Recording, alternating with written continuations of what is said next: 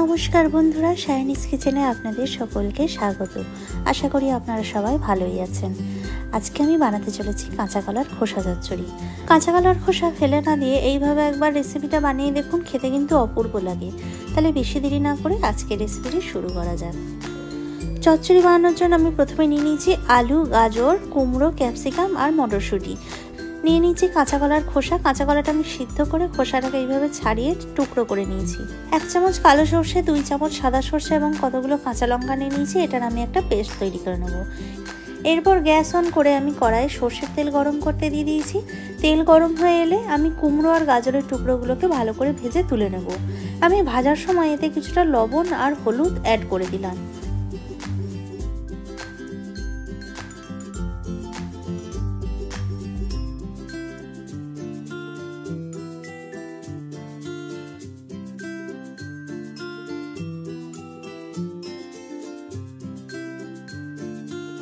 সব কিছু দিয়ে আমি এগুলোকে ভালো করে নাড়াচাড়া করে ভেজে তুলে নেব। এই পদ্ধতিতে আপনারা একবার চচ্চড়ি বানিয়ে দেখুন, গরম ভাতের সঙ্গে কিন্তু আর কিচ্ছু লাগবে না। এই চচ্চড়িটা কিন্তু আপনারা রুটির সঙ্গেও খেয়ে দেখতে পারেন। কুমড়ো আর গাজরটা ভালো করে ভাজা হয়ে গেছে। এবার আমি এটাকে তেল থেকে তুলে নেব।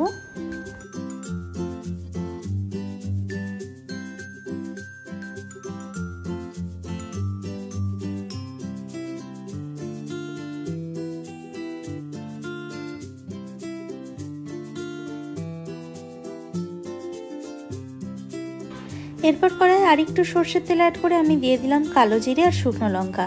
কালো জিরে শুকনো লঙ্কার ফোড়নটা 30 সেকেন্ডের জন্য লো ফ্লেমে নাড়াচাড়া করে নেব। এরপর আমি এতে দিয়ে দেবো টুকরো করে রাখা আলু, মটরশুঁটি আর ক্যাপসিকাম কুচি। সব কিছু দিয়ে আমি ভালো করে নাড়াচাড়া করে ভেজে নেব।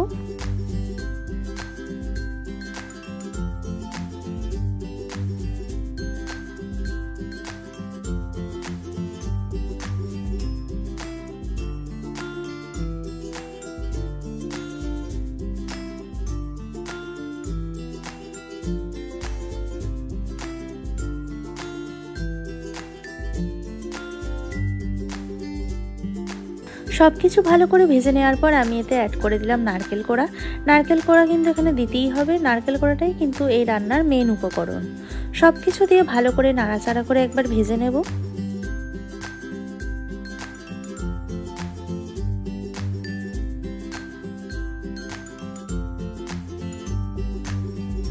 এরপর এতে আমি অ্যাড করে দিচ্ছি সেদ্ধ করে রাখা কাঁচা কলার খোসা। এটাকে দিয়ে আমি ভালো করে নাড়াচাড়া করে ভেজে নেব। আমি দিয়ে দিলাম স্বাদ মতন লবণ এবং চিনি। সব কিছু দিয়ে আমি ভালো করে এটা নাড়াচাড়া করে ভেজে নেব।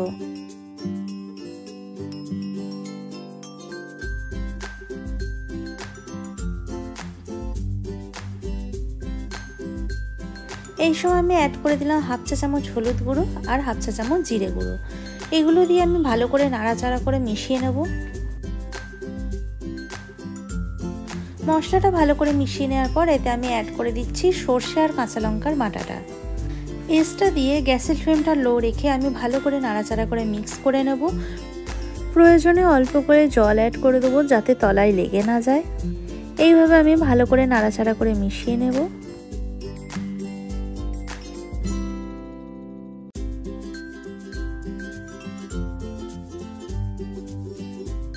এখন আমি এতে অ্যাড করে দিচ্ছি ভেজে রাখা গাজর আর কুমড়োর টুকরোগুলো।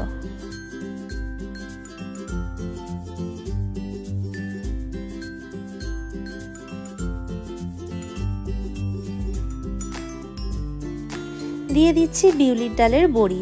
আমি বড়িটাকে আগে থেকেই কড়াইয়ে ভেজে রেখেছিলাম। সেটাকে আমি একটু হাত দিয়ে গুঁড়ো গুঁড়ো করে নিয়েছি।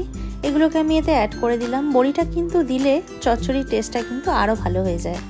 এবার এটাকে ভালো করে মিক্স করে নেব। প্রয়োজনে অল্প অল্প করে জল অ্যাড করব এবং গ্যাসের ফ্লেমটা লো করে ঢাকা দিয়ে মোটামুটি 5 থেকে 10 মিনিট মতন রান্নাটা হতে দেব। ফিরে আসছি 5 মিনিট পর। দেখুন এখন রান্নাটা প্রায় হয়ে এসেছে। আমি একটু ভালো করে নাড়াচাড়া করে নেব এবং দেখে নেব যেন আলুগুলো ভালো করে সেদ্ধ হয়ে যায়। সমস্ত সবজি সিদ্ধ হয়ে এলে আমি এতে ছড়িয়ে দিচ্ছি সর্ষের তেল। শেষে সর্ষের তেলটা অ্যাড করে দিলে এর টেস্টটা কিন্তু আরও বেড়ে যায়। তেলটা দেওয়ার পর আমি মোটামুটি 2 মিনিট মতন এটাকে নাড়াচাড়া করে নেব এবং গ্যাসের ফ্লেমটা কিন্তু লো রাখবো।